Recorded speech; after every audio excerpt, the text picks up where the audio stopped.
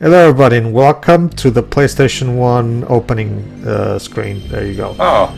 Alright, today we're playing Bugs Bunny Lost in Time.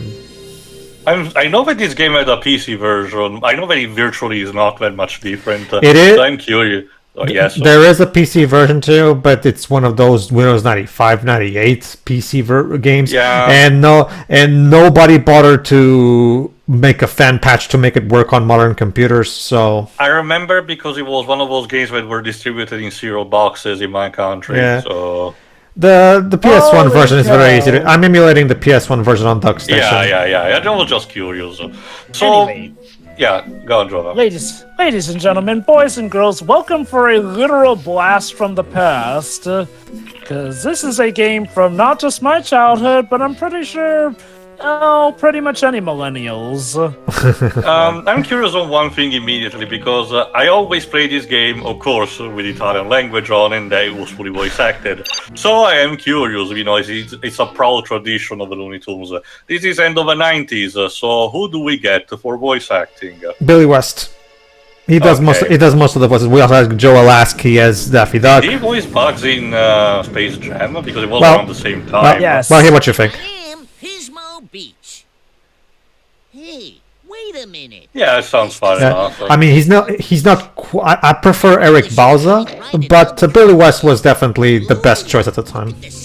Basically, Billy West was Bugs Bunny up until, sadly, that skiffing back in time where he got replaced with Joe Lasky. So, yeah, here's the story. Bugs Bunny is lost again, and he came across a random time machine that happens to be here for some reason. And this time machine propels him into nowhere. In fact, you can also, if you try to go to anywhere else, you can't, because there's a requirement of clocks, which will be a collectible. And yeah, as you can see, you can go anywhere. Yeah, this game operates on more of the idea that every single level, in the hub access his own mini story, instead of having, a big super narrative. It is technically present, but... Alright, so the main plot of Bugs Bunny Lost in Time is actually inspired by one of the more obscure Looney Tunes shorts, because this character, Merlin, he's actually a natural character from that specific short. So this is a natural old Looney Tunes character that they're bringing back for the sake of this game. My name is Merlin, and I'm a sorcerer. Yeah? Really? And this joke is actually taken from that short that I just mentioned, actually. Go on, dude. Nowhere, a land that looks really dull, aka the land where Space Jam came from. Also, I can't believe, this development team, because they wanted to make, a Looney Tunes style game for a long time. These are the people, this development studio that did Jersey Devil on the PS1, and also The Grinch. So yeah, in spite of the limitations of PlayStation graphics, the team do a great job pretty much replicating a Looney Tunes cartoon in the cutscenes. Can you tell me where I am? It seems that you are lost in time. Hey, that's the title of the game. Nowhere? And do you know how I could get back to, somewhere?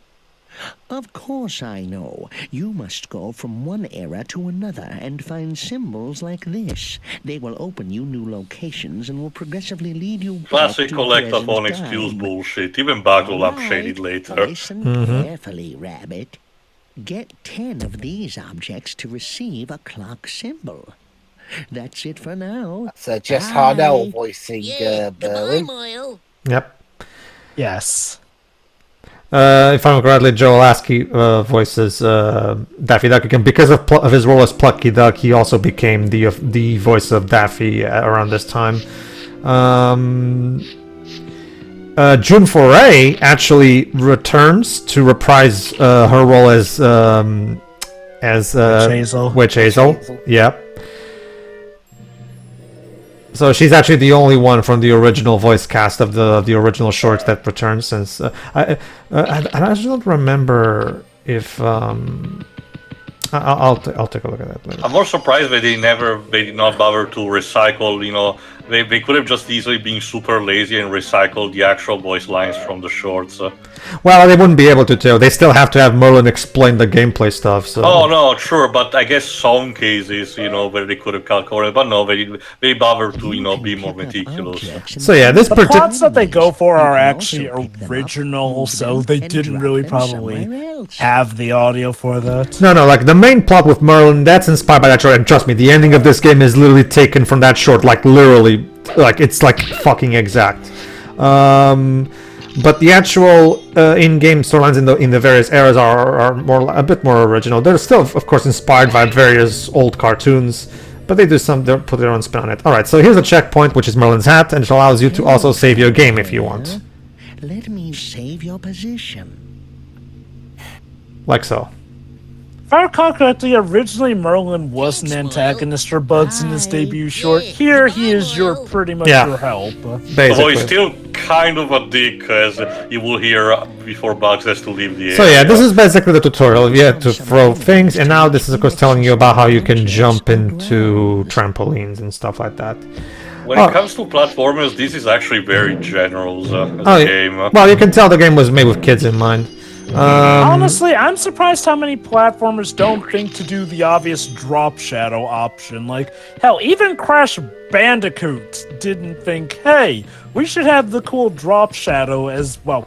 Technically, there was the drop shadow, but it wasn't as prominent as it is in this You can use game. objects like mallets to bust an enemy, but do it fast. It works for a short time. Yeah, basically, in order to get our first clock and open up the first proper level, Merlin is having us get 10 golden carrots, and by doing all these tutorial bullshit. Allow me to explain the collectibles. The main collectible is the clocks. That's your power stars, if you want your Mario terms. The golden carrots are your secondary collectable, which are usually not that they don't have much of a use outside of opening a certain bonus levels in each era. But aside from that, they're mostly just there for the sake of having another collectible. And if I remember correctly, this is one of those, collectible that gives you absolutely nothing for 100% completionist. Allow me to also mention some technical info while we're going through here. Okay, you might have noticed, everybody. Wait, Pedro, I saw the multi-5 language, which is only in the European version, but yet the game is running at its proper 30 FPS. Well, what meant? That's because I'm playing a fan hack that basically makes the PAL version run at its proper speed, like the NTSC version. Basically, an ideal version of the game that I'm playing right now. Another thing that I'm doing as well. To land on explosive objects like TNT boxes without injuries, use the here's action to softly land on it. Exactly. And by the way, Platformer where I can land on TNT. And sneak on it. and yeah, in order to get the golden carrots to show up, you have to listen to Merlin's thing, basically. So you can't go just straight for the carrots. Yeah, there you go. That's what happens if you don't land on them gently. It's not so much that they explode; they just break. I also have He mustn't be working properly. the other thing that you might have noticed is your health is a total of 3 carrots. Each of them, like each hit, drains you have half a carrot, so that will be your life bar. And then we also have a proper coins equivalent, which is just normal carrots, not golden carrots, normal carrots. You might notice that I'm using a Game Shark code that gives me 99 carrots all the time. That's because there's not really any point in collecting the carrots outside from each era has their a golden carrot that only you can get if you just trade it for 99 carrots. And it's something that's just purely just grindy. There's no challenge in collecting 99 carrots. It's just like, just keep getting carrots and just restarting the level if you want. But so for the sake of trimming the fat, let's just give myself 99 carrots all the time, because trust me, outside of getting those individual golden carrots in each era, and it's not even the novelty, it's in the hub worlds, there's literally no point to collecting golden carrots outside of restoring your HP, of course. If I recall correctly, there was some that could give you more lives too. No, that's the thing, Joe. There's no live system. This game is ahead of its time, Jova, and actually removed the fucking live system, which is something that I'm very grateful because, again, the fact that you can save the game basically eliminates the need for a live system. So I remember part of the reasons why this game didn't frustrate me as much as I a forgot. kid. Did they implement that in the sequel? Because it's one of those games where they, played just a bit when I was a kid, and unfortunately not that much. So I don't remember if they actually did change that or not. If I remember correctly, no, they didn't put any lives on that. I don't think so. I'll have to get back to that. Like Sheepdog and Wolf doesn't have lives either. Try the roll action. It can be used as an attack against enemies. And Yes, of course, this the is boxing just has a combat, clock. So yeah, this is basically your combat tutorial of sorts. So L1 to roll, which also serves to go through tight spaces. Use the jump or kick action to defeat some enemies. Combine both actions for some other ones. One thing, We're going Sonic Frontiers with this combat now, aren't we? One thing you'll notice is that if there's definitely one thing about this game that definitely shows its age, it's the draw distance. The draw distance in this game is not great. Notice how Mullen's Tower just disappeared from reality. We're getting into Superman 64 levels. Yeah, must be some kryptonite fog, eh, Doc? I guess so, Bugs. Yeah, I mean, this in terms of draw distance, go. this game wasn't exactly giving Spyro a run for its money. I'll give them credit, PlayStation era, so they worked with what they could, and, but Alright, yet- let's Start this your up. quest. It opens the Stone Age era. Get in and there choose one of the opened entrances. Visit all of them and get back all the hidden clocks they contain. Okay, seems reasonable enough so far. Great. Thanks, Moyle. Anything else? Yes. Of course, picking up carrots will raise up your energy. That's it for now. We'll probably meet again somewhere in time. Time traveling is one of my favorite hobbies. I'll teach Wait, more later. you can actually time travel of your own, and this is your way of helping Hey, Bugs one bit at a time. What an asshole. Meanwhile, hold on, here's a good line from Bugs. Collecting symbols. Well, why not?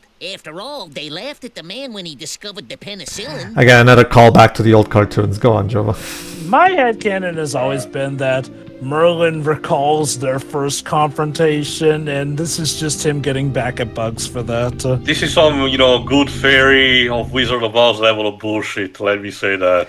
Yeah, for whatever. It's Yeah, teaching you a lesson! yeah. Notice how trying to get back to the time space screen had a load screen, but this will be the last time in the game where it requires a load screen. So I have no idea why that particular first time requires a load screen. Which is the selection because you have to switch nowhere to the present. No, so- not really, Teo. No, 50 golden carrots to open that level. So the golden carrots do have. There it goes. Notice that golden carrot that's transparent there.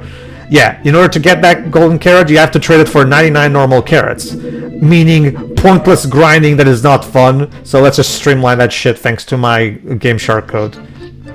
I want to be fair and say that getting the golden carrots was, at least for me, enough of a fun challenge.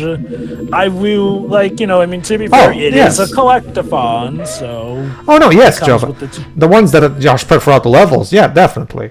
Okay, Wabbit on the run. Yes, as you can imagine, the boss of this area is Yeah. Elmafud. I'll talk about it in a moment after the scene. Wabbit. Yeah, wabbit, yeah. Hey. What's up, dog? Of course. Wabbit. Yeah, wabbit, yeah. My name's not Doc. Get him. All right. No. I mean, the golden carrots, you can just get them on the levels just fine. I'm talking about the golden carrots that are in the hub worlds, and the only way to get them is to just collect 99 normal carrots, which, again, it's something that's just plain grindy and doesn't involve any platforming or interesting challenges. It's just get 90... Again, it would be like... It would be like getting 99 coins in a Mario game over and over just for the sake of getting these 5 things. So, you might have noticed from the cover of the game and the loading screen that one of the antagonists posed there, or at least a character there, is a purple T-Rex. except the characters with the equivalent that appears in this level, it's a Brontosaurus, and it's not even an enemy. It's just, a platform that occasionally rises and falls, from bottomless pits. Yeah. Okay. Basically. And I know what you're thinking. Well, maybe it's the final boss. Nope. Nope. Like I do that wonder if enemy. there was some The game doesn't really have a technically final boss. It has bosses, but there's not really a proper final boss. You just get 120 clocks, and you just go to the present, the end, credits. So And again, like one, I said, I don't think there's even a bonus for 100% completion. Actually, Tail, there is, but we'll talk about that in the final. okay. But we'll talk about that in the final part. Sure.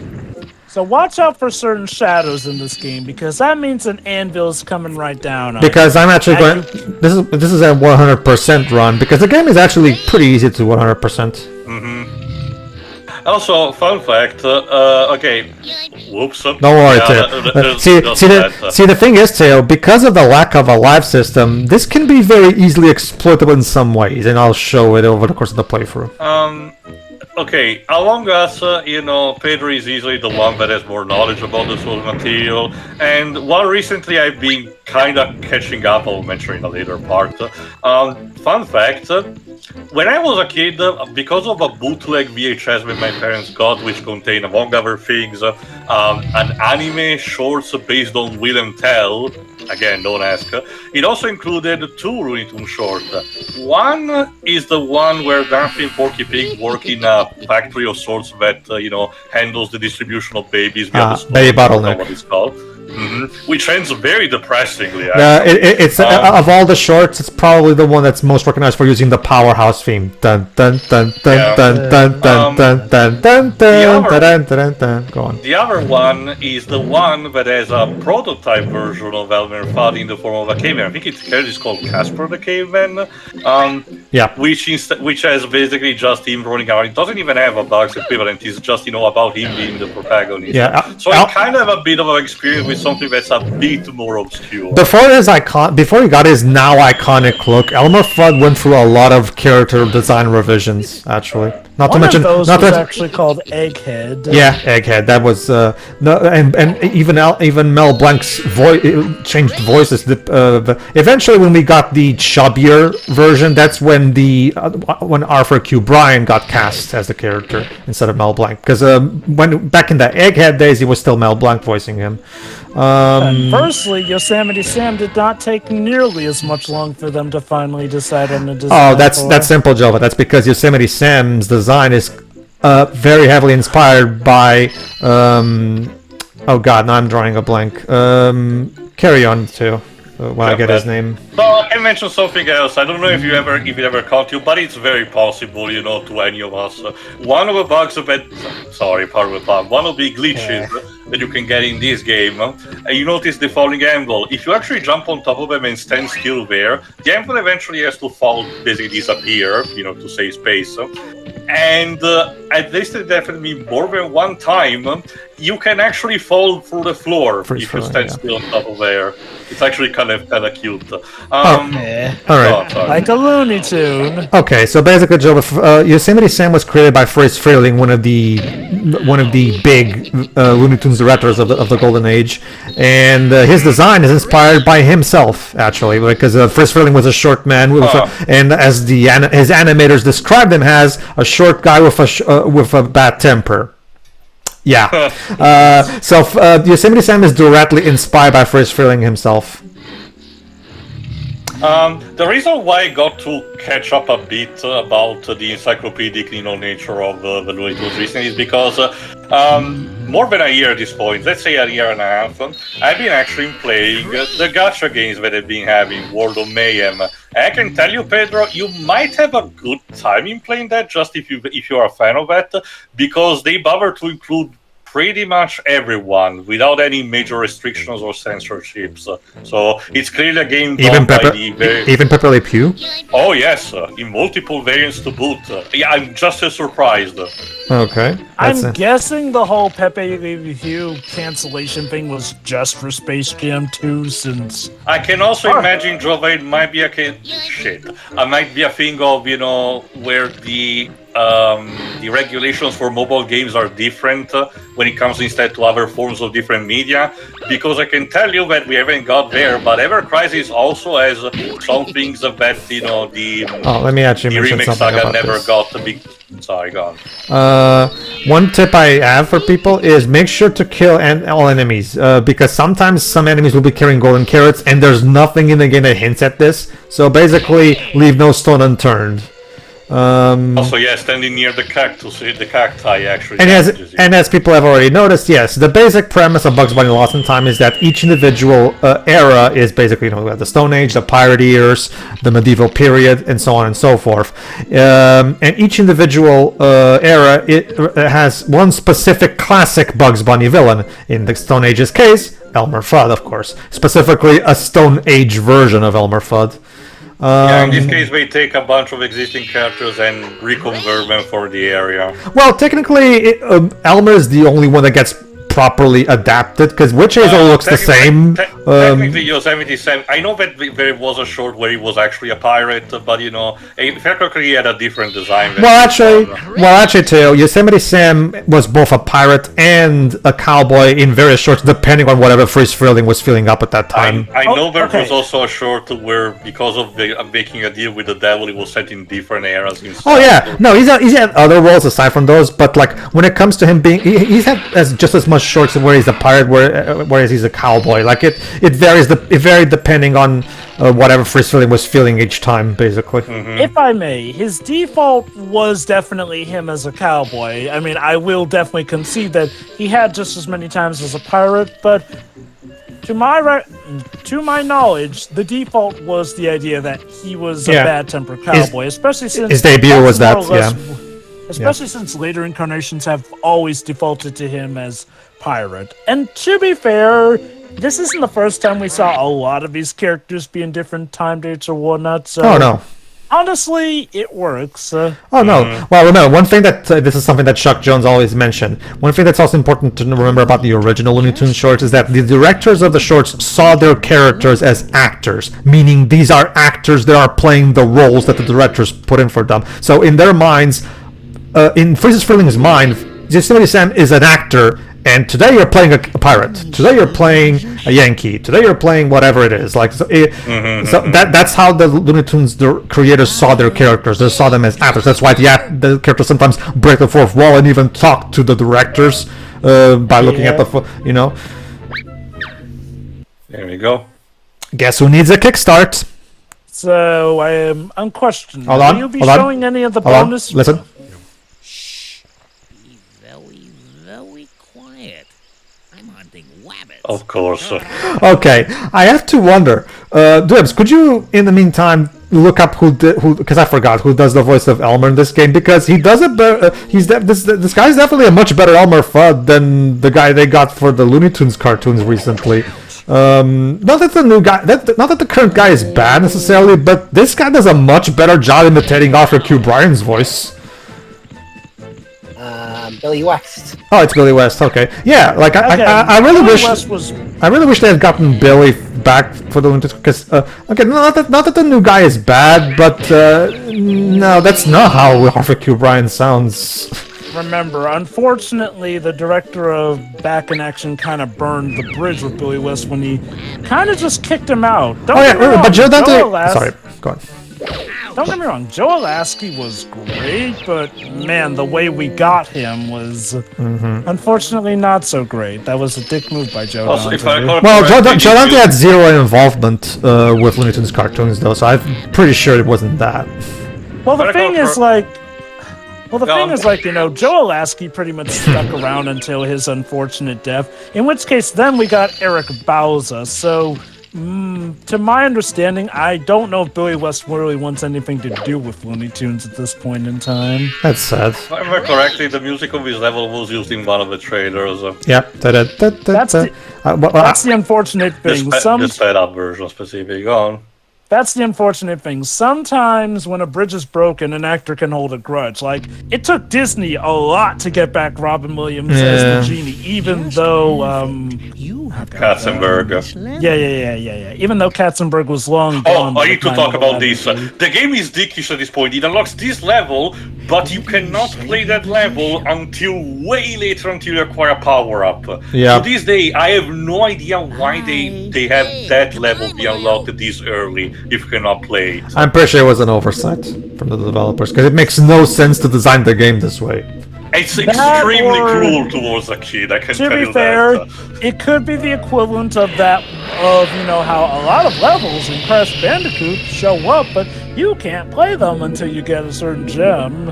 Alright, the Pirateer. So for this game, we will be using the pirate version of Yosemite Sam. And here Figures. they just used archive audio of the Mel Blanc. Wait. So So they I'm actually guessing did you- use some archive audio. Oh, okay. Yeah, this was before Fred Tatashori became Yosemite Sam, so I can understand. Nowadays, Fred Tatashori, Hey, what's up, Doc? Fred Tatashori does a fantastic job emulating Mel Blanc's Yosemite Sam voice, actually. So again, if those who haven't seen it and have HBO Max, be sure to watch Looney Tunes cartoons. Pete Brown got. Sorry, Pally. You don't have the super jump ability. Like, okay, I would not be surprised if they did that intentionally, since it wouldn't be the first game I've seen where devs are This is dicks a to game for kids. kids and you apply blue balling. What is wrong with you? Yeah. Also, I love this joke. So Miami's 15 kilometers that way. Paris is 789 kilometers that way. Quebec is 101 kilometers that way. Here, 0 kilometers. Yeah. Siberia far away. New York. Jova is 655 kilometers away from here. London is 867 kilometers that way, and the moon is 2 million plus kilometers that way.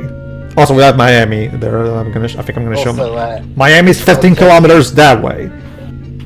So only 15 kilometers. hey, Oh, go on. also, Jeremy, you were saying earlier about how really poorly the production of Back in Action went. It's sad that it sounds like Space Jam had a better production than Well, Back in Action. It Yeah. sadly did. It's sadly, Unfortunately, it sadly did, yeah. But two ways to measures. Go on, Pedro. so there you go, Jova. Treasure Island. So there you go, Jova. I bet you didn't know that Treasure Island is only 15 kilometers away from Miami. There you go. Still. No, but that's the thing. Like, I actually really love the music in this game. It's very. I think the composer does a really good job capturing the style of Carl Stallings I recall scores. correctly, the composer has been the same for the team, also for the games that I mentioned before: Jersey Devil, the other Looney Tunes games, and the Grinch. Mm-hmm. All right, everybody. Tune in next time where we start the Pirateers. So, yeah. See ya. See you. Bye.